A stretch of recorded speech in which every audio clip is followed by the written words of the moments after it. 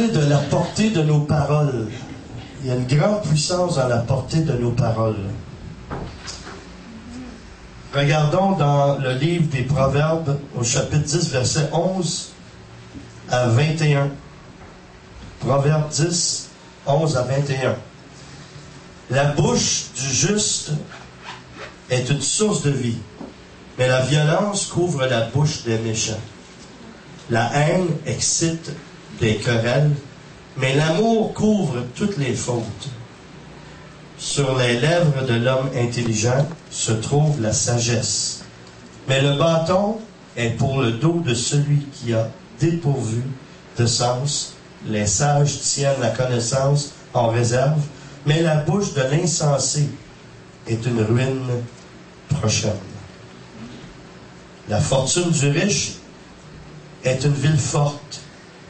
La ruine des indigents, c'est leur pauvreté.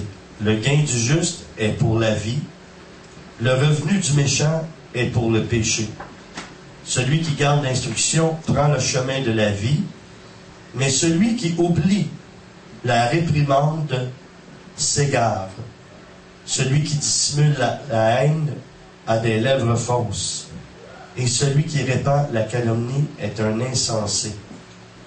Avec beaucoup de paroles, on ne manque pas de péché, mais celui qui retient ses lèvres est un homme de bon sens.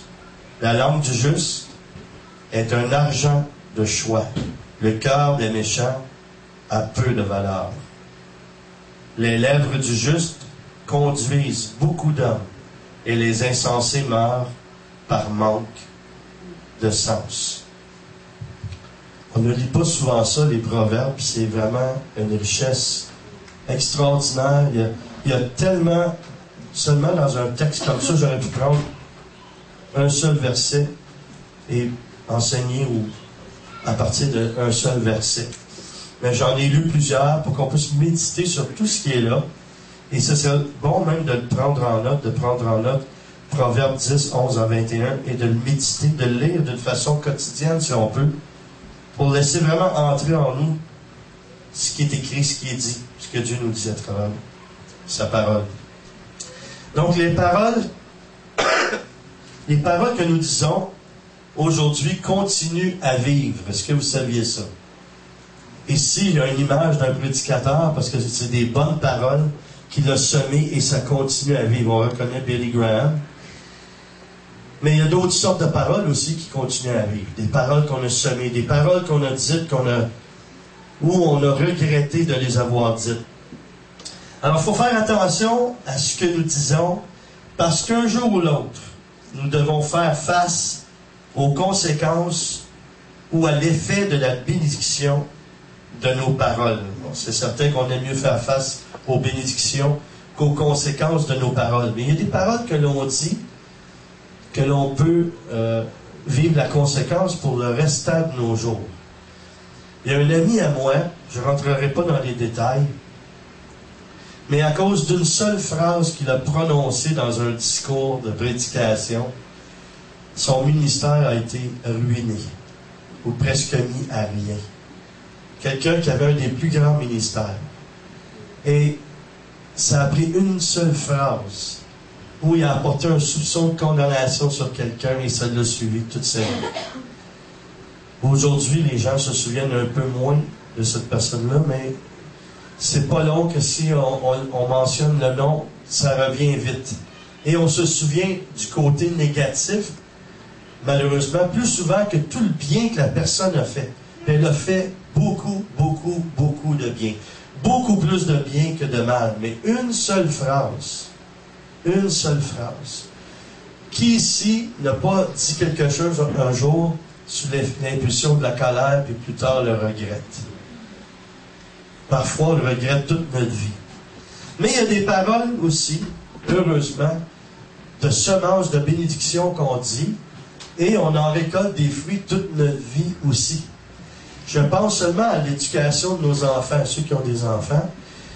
Je pense à, que ce soit ma fille Danielle ou d'autres de mes enfants, je vois à travers les années, à partir de leur vie adulte aussi, la semence des bonnes paroles qui ont été mises dans leur cœur et qui font que ça porte du fruit. Et moi, je bénéficie des bénédictions, des fruits de bonnes semences qui ont été semées par des paroles d'encouragement. C'est important de donner des paroles d'encouragement. Je ne parle pas de la flatterie ici, je parle de l'encouragement. De dire des vraies choses, de dire c'est bien ce que tu as fait, c'est beau ce que tu as fait. Continue, ça m'aide, ça me soutient, ça me bénit. C'est gratuit, puis ça vaut très cher des bonnes paroles comme ça. Et ça peut amener les gens très loin. Je n'ai qu'à penser au prédicateur Benny Hinn, dont je parle assez souvent, mais parce que je le connais bien dans sa vie, dans son parcours. Et quand il était enfant, il avait un défaut de langue. Il bégayait. Est-ce qu'on aurait pu imaginer qu'un jour, il serait un des plus grands prédicateurs au monde? Puis, ça y arrive très rarement. Des fois, il dit une phrase plus enfargée, comme n'importe qui d'autre. Mais c'est pas à cause de son problème de bégaiement. Mais quand il était enfant, il y avait un ami et il revenait de l'école. Et en revenant de l'école, il arrêtait souvent chez son ami. Et parfois, il arrivait un petit peu avant lui parce qu'il finissait un peu plus tôt. Et un jour, il est arrivé chez son ami et sa mère est en train de faire cuire du pain. Ça, c'est réconfortant, hein, l'odeur du pain quand tu arrives quelque part. Puis, il est rentré, puis elle a dit « Bonjour, comment ça va, Benny? » Elle a dit « Assieds-toi. » Elle a nommé le nom de son fils. Elle a dit « Mon fils s'en vient dans 2 minutes, ça sera pas long, tu peux rester. » Puis elle s'est mise à discuter avec lui, puis elle lui a posé la question « Qu'est-ce que tu aimerais faire plus tard? » Il a dit « Moi, j'aimerais ça être prédicateur. » Elle a dit « Je suis certain que tu vas être un des meilleurs prédicateurs qu'on n'aura jamais eu. » Une seule parole comme ça. Et Dieu est venu guérir son cœur parce qu'il bégayait à cause qu'il était insécure. Il bégayait parce qu'il n'était pas sûr de lui, parce qu'il ne recevait pas l'encouragement qu'il devait recevoir. On riait de lui à la maison. Son frère riait de lui. Et aujourd'hui, qui le suit, là, Henry, là. Et parfois, il se moquait de lui parce que Benny avait des pantalons courts. Puis nous, on a une expression, on dit « As-tu de l'eau dans ta cave? » Et lui, il disait pas ça comme ça, c'était un anglophone. Alors, il disait « Comment ça va aujourd'hui, Noé? » En voulant dire « T'as de l'eau dans ta cave. » Alors, il riait de lui. Puis, il était incertain de lui-même. Mais parce que cette femme-là, la mère d'un de ses amis, a semé en lui une parole, ça a eu un impact sur toute sa vie. Imaginez le million, et je dirais peut-être des milliards de personnes qui ont bénéficié et qui vont entrer au ciel parce que cet homme-là a reçu une parole d'encouragement. Il en a sûrement reçu plus qu'une, mais celle-là a eu un grand impact parce qu'il en parle dans un de ses livres que la plupart des gens ont lu, qui est un best-seller, Bienvenue Saint-Esprit ou Good Morning Holy Spirit. Mais c'est important de voir l'impact que nos paroles ont sur nos enfants et sur les autres. Dans la parole de Dieu, dans Jacques 3, versets 8 à 11, la Bible nous dit « Mais la langue, aucun homme ne peut la dompter. C'est un fléau impossible à maîtriser. Elle est pleine de venin mortel. Par elle, nous bénissons le Seigneur, notre Père, et par elle, nous maudissons les hommes faits à l'image de Dieu. De la même bouche sortent la bénédiction et la malédiction. Il ne faut pas, mes frères, qu'il en soit ainsi. La source fait-elle jaillir par la même orifice l'eau douce et l'eau amère? Alors, de la même bouche, il y a des bonnes choses qui sortent, puis il y a des mauvaises choses qui sortent. Avez-vous déjà remarqué, c'est triste un peu, mais c'est comme ça la nature humaine. Quand une personne va dans un autre pays ou parle avec quelqu'un qui a une autre langue, souvent les premiers mots qu'on apprend ou les premières phrases qu'on apprend, c'est des choses qui sont moins bonnes. On apprend à sacrer dans d'autres langues. On apprend à dire des choses à double sens en d'autres langues avant parfois d'apprendre des choses de base qui sont constructives. Ça, c'est la nature pécheresse de l'homme. On est plus habitué de dire des choses comme ça. Mais si on est vraiment croyant, on est vraiment chrétien, ça devrait être filtré par la présence de Dieu en nous, par le Saint-Esprit qui est en nous, et d'être capable d'émettre de bonnes paroles. Encore une fois, dans Jacques 3, versets 2 à 4. Nous bronchons tous de plusieurs manières. Si quelqu'un ne bronche pas en parole, c'est un homme parfait, capable de tenir tout son corps en bride. Si nous mettons le mort dans la bouche des chevaux pour qu'ils nous obéissent, nous dirigeons aussi leur corps tout entier. Voyez encore les navires, si grands qu'ils soient, et poussés par des vents impétueux, et sont dirigés par un très petit gouvernail au gré du pilote. On a un tout petit gouvernail. Est-ce qu'on est capable de maîtriser ce petit gouvernail? Et est-ce qu'on a idée de l'impact des paroles qui sortent de notre bouche? Quand on s'adresse ou quand on parle de quelqu'un, quand on parle d'une autre personne, est-ce qu'on fait l'exercice à savoir si ce que nous disons est constructif et peut-être pourrions-nous adresser cette parole avant d'en parler à d'autres?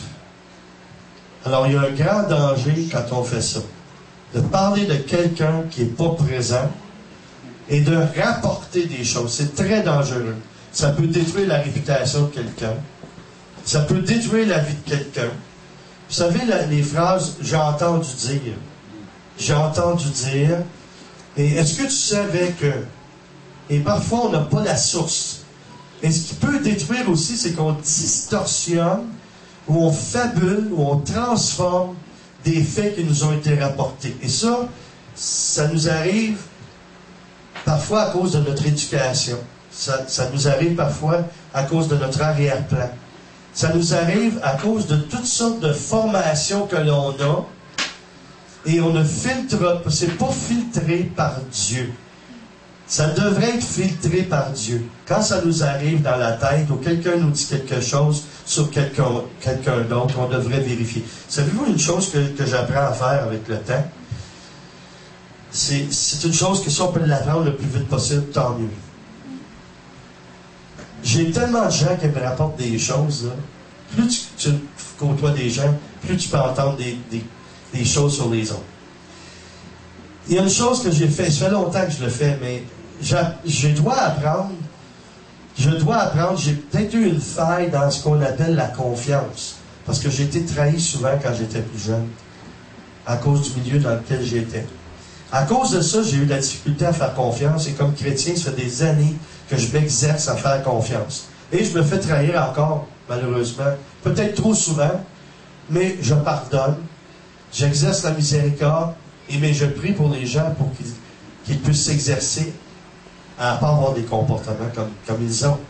D'être fiable, d'être intègre, d'être vrai. Et quand on nous dit quelque chose, moi quand quelqu'un me parle, je regarde qui me parle.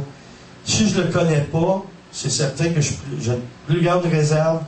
Si je la connais un peu, je connais son arrière-plan, tout ce qu'elle va me dire est filtré par l'arrière-plan que je connais de la personne. Quand ça fait plusieurs fois qu'une personne me parle contre une personne ou un autre, je regarde les fruits de la personne qui me parle, et c'est avec ça que je peux juger et discerner qu'est-ce qui est vrai et qu'est-ce qui est faux. Et majoritairement, ceux qui rapportent des choses, ce sont des gens qui ont besoin parfois de se valoriser. Ce sont des gens qui ont besoin d'attention ou des gens qui ont besoin, qui auraient besoin de promotion.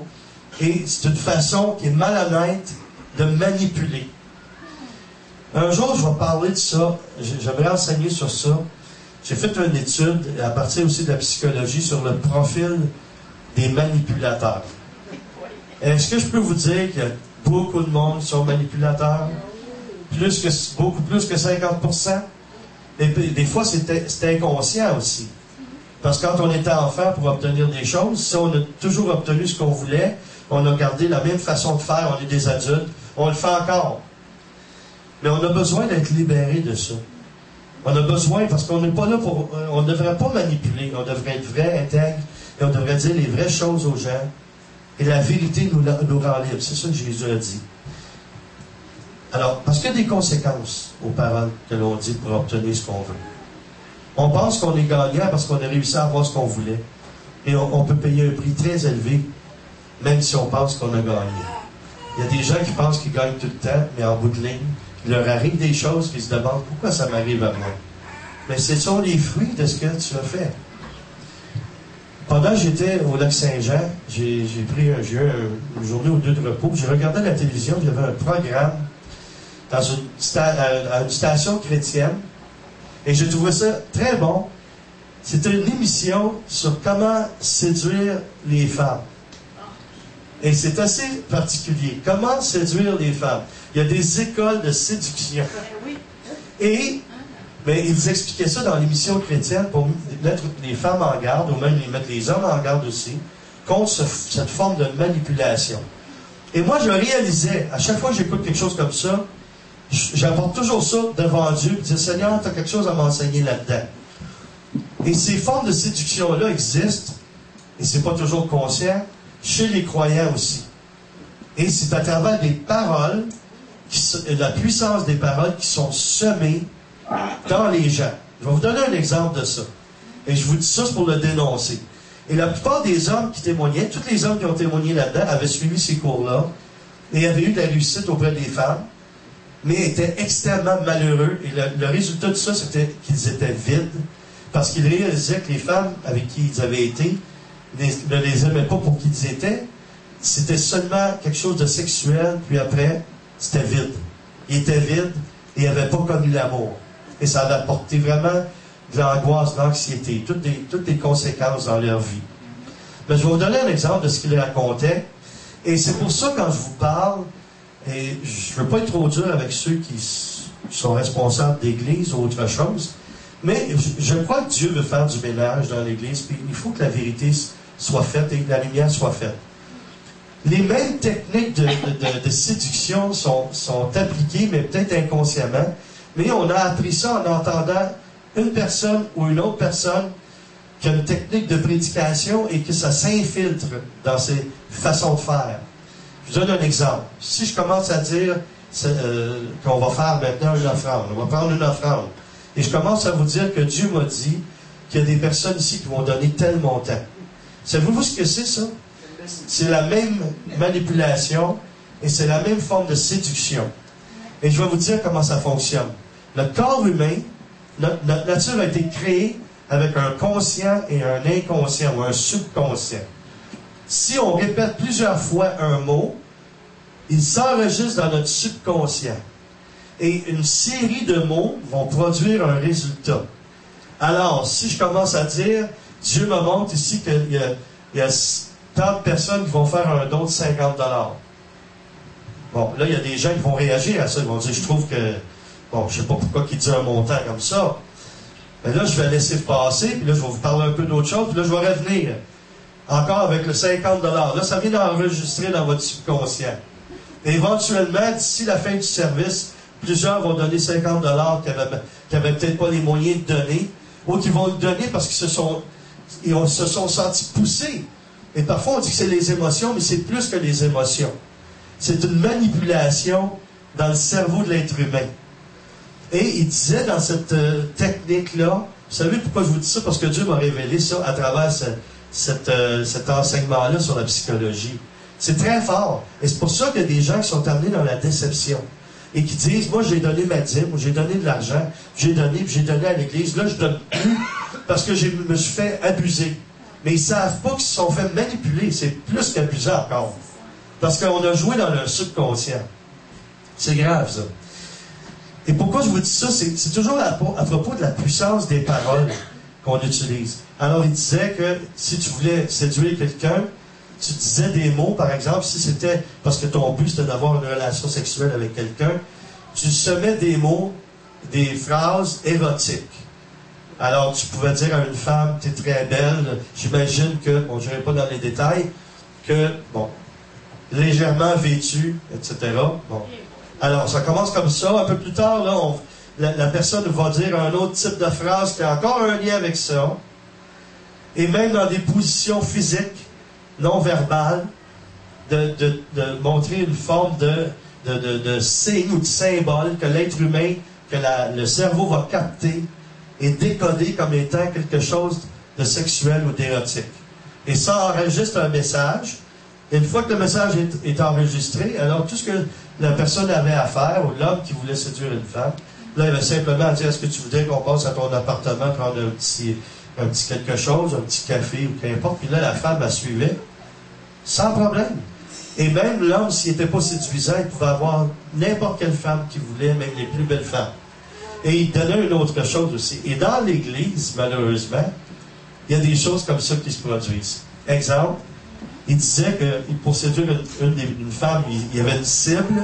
Des fois, les personnes peuvent avoir une cible, mais si le but, c'est de récolter de l'argent ou des bénéfices d'une certaine manière, ça va être la cible. C'est un peu la même chose que dans la séduction du sexe opposé. Alors, ce qu'il faisait, c'est qu'il s'il entrait dans un bar, le monsieur, il y avait 3 filles qui étaient là au bar, et lui ciblait la fille qu'il considérait à son goût, qui était la plus belle, et il y en avait 2 autres qui étaient jolies aussi. Alors, ce qu'il faisait, il allait s'adresser aux 2 autres, en les flirtant, comme on dit, comme en essayant de les séduire. Et celle qui était très belle était habituée de se faire dire des compliments, parce qu'elle était très belle. Mais sa manipulation, c'était de l'ignorer. Alors, qu'est-ce qui se passait dans le cerveau de cette femme-là? Elle se sentait mise à part, elle se sentait rejetée. Alors, ça brisait une forteresse de protection qu'elle avait dans son cerveau. Alors, il faisait des compliments aux 2 autres. Et là, au moment où il voyait que l'autre se sentait rejetée, là, il allait vers elle, et là, il commençait à semer en elle les paroles nécessaires pour pouvoir la séduire. Et évidemment, il finissait par la séduire. Parfois, on fait la même chose, malheureusement, avec le peuple de Dieu. On veut faire quelque chose avec le peuple de Dieu parce qu'on veut réaliser nos propres desseins. Vous savez, quand on dit que le Seigneur, c'est lui qui bâtit son Église, puis on dit que le Seigneur veut que nous coopérions avec lui pour bâtir son Église. Mais on ne doit pas bâtir notre propre royaume. Et ceux qui tentent à bâtir leur propre royaume ne sont peut-être pas conscients, mais s'ils écoutent ce que je suis en train de dire, ça va révéler quelque chose par rapport à leur cœur, je le souhaite. C'est pas mon but, mais c'est pour témoigner de la puissance, de la portée de nos paroles. Et ce qu'on fait, c'est qu'on a un but. Et on va motiver les gens. Mais le but, c'est que nous réalisions notre plan. Et c'est pour ça qu'il y a des gens qui ont des ministères qui ne sont pas à leur place. C'est pourquoi il y a des gens, même qui peuvent avoir un ministère, et ils disent qu'ils ont la faveur de Dieu parce qu'ils ont beaucoup de monde, où ils semblent avoir du succès. Mais souvent, c'est ce qu'ils ont semé. C'est pas la façon que tu commences ton ministère qui est important. C'est la façon dont tu termines ton ministère. C'est ça l'important. C'est pas nécessairement le parcours, mais le parcours est important aussi. Donc la langue, dans Jacques 3,6 dit, la langue aussi est un feu. C'est tout un monde de mal. Elle est là parmi les autres organes de notre corps et contamine notre être entier. Allumée au feu de l'enfer, elle enflamme toute notre existence. Si on parle sans réfléchir, ça peut être lourd de conséquences. Par la voie de la médisance, par la voie du mensonge. Vous savez, quand vous... ce qu'on appelle des semi-vérités ou des demi-vérités, c'est un mensonge. Quand on ne dit pas tout, c'est un mensonge. Si quelqu'un nous pose une question, bon, qu'est-ce que je pourrais vous dire sur ça? Si vous demandez à un enfant, as-tu volé une pomme? En fait, il l'a volé la pomme, mais il nous dit, je l'ai emprunté. C'est un mensonge au même titre que de l'avoir pris. Et il y a des gens qui sèment des paroles autour d'eux qui sont des demi-vérités. Et quel est le but de ça? Parfois, ils ne réalisent pas, mais ça apporte la destruction. C'est ça que ça fait. Ça détruit la vie des autres. Une rumeur peut détruire la vie d'une personne, sa réputation. Vous savez que légalement, vous pouvez actionner quelqu'un qui attente à votre réputation, qui fait une atteinte à votre réputation. Juste avec une phrase, vous n'avez pas idée. Vu que la parole de Dieu nous dit de ne pas amener quelqu'un en justice, là, vous n'avez pas idée du nombre de fois que j'aurais pu le faire. De combien de fois on a essayé de détruire ma réputation par des mensonges? Et j'ai laissé Dieu me défendre, et Dieu a fait justice sans que je lui demande, parce que je me suis mis sous sa protection. Il y a des gens qui sont chrétiens, et je trouve ça assez étonnant, qui sont constamment dans des conflits, qui sont constamment en train de passer en cours pour toutes sortes de choses. Mais où est leur Dieu? Comment se fait-il qu'ils sont toujours dans des situations comme ça? C'est parce qu'en quelque part, il y a un manque d'intégrité, il y a un manque de vérité, il y a un manque de Dieu. Parce que si tu marches vraiment avec Dieu, Dieu va te protéger. Si t'arrive une injustice, je pense à Joseph de l'Ancien Testament, il était juste, il était intègre, et il était accusé injustement. Mais regardez la gloire de Dieu qui s'est manifestée. Alors, s'il y a des croyants qui vivent des situations comme ça, et c'est injuste, qu'est-ce qu'ils ont vécu, Dieu devrait, en fait, faire en sorte qu'on voit les fruits de son esprit, les fruits et la gloire se manifester, de sa gloire à lui se manifester, vu que les gens ont été dans la vérité, ils sont restés intègres. Alors, moi je vous dis aujourd'hui, c'est très très important, et quand je vous dis ça, j'ai vraiment médité sur ça par rapport à ma propre vie, là. Moi aussi, j'en ai dit des paroles. Et quand, comme moi, j'ai la parole facile, c'est plus facile pour moi encore de me mettre les pieds dans les plats que d'autres personnes.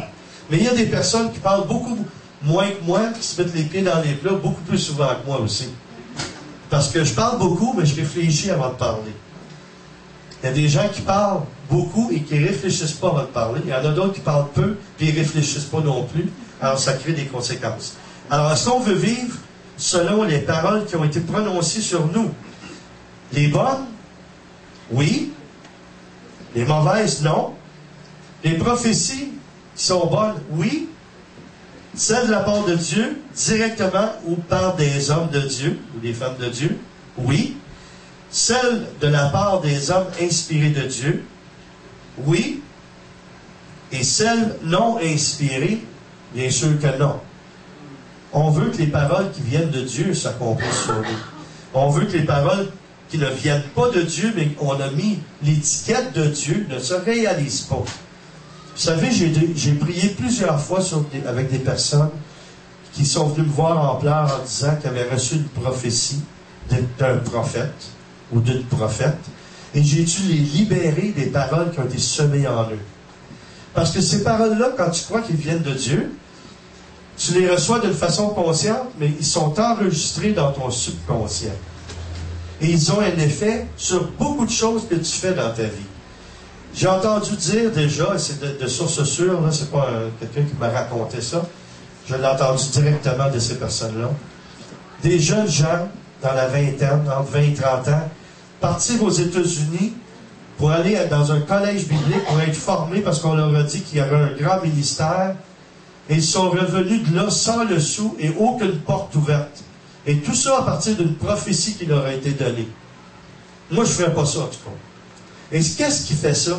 C'est que tout d'abord, une des paroles, ou de portée de parole que tu devrais laisser influencer ta vie, c'est celle de Dieu directement.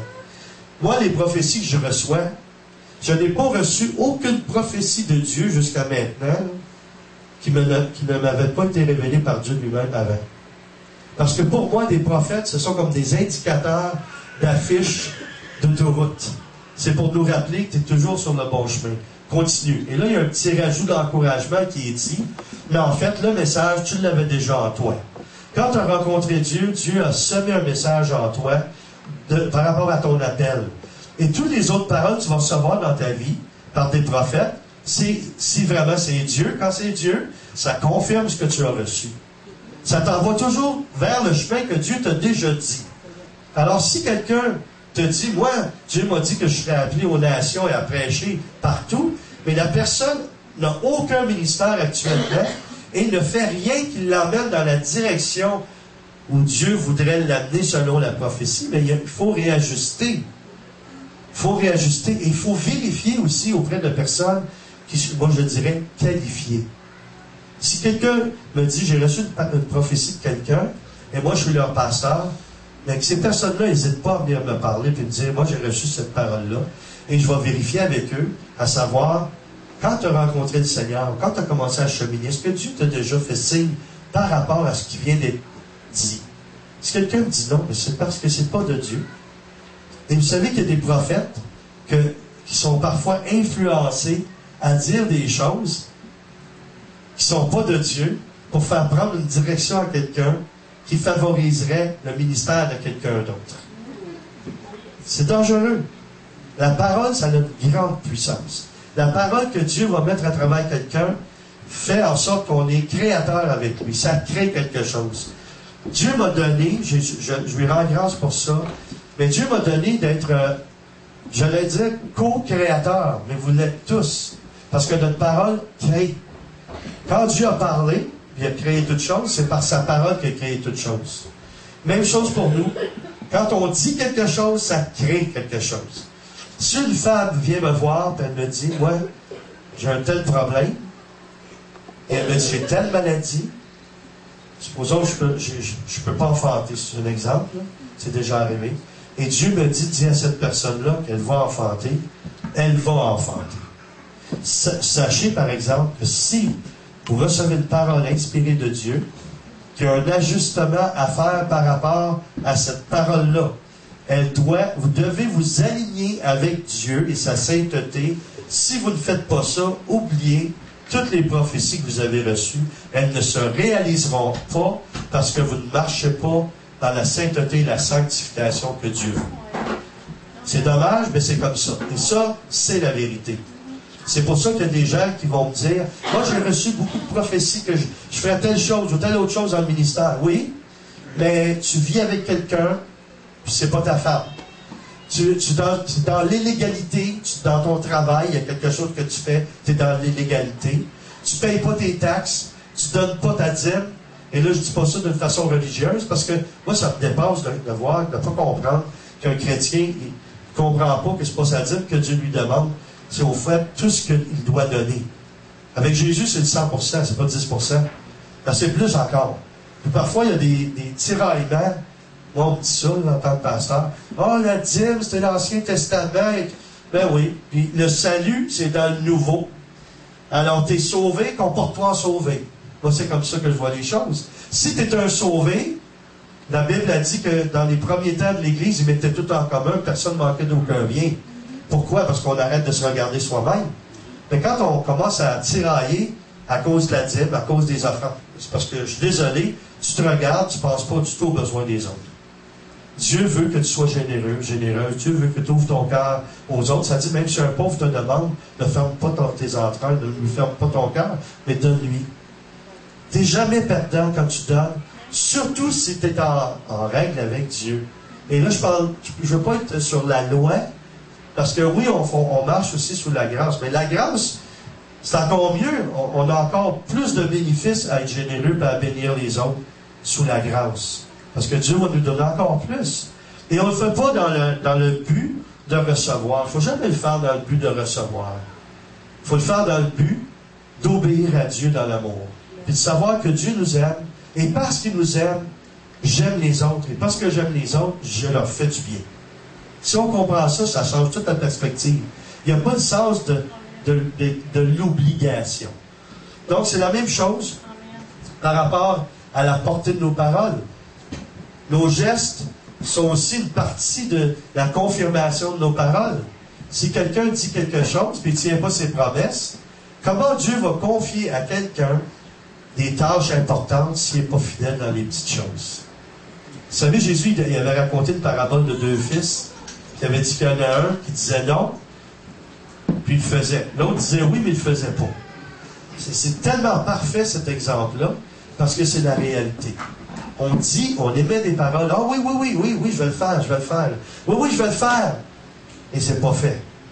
Puis d'autres vont dire, ah, je ne sais pas, là, j'aime mieux pas te faire de promesses, je ne penserais pas pouvoir le faire, mais je vais essayer de faire un effort, mais je ne te fais pas de promesses, puis ce sont eux, la plupart du temps, qui le font. C'est assez rare. C'est rare, il y en a, heureusement, des gens qui disent et qui font ce qu'ils disent. Mais tout fonctionnait tellement mieux si on pourrait se fier sur les gens.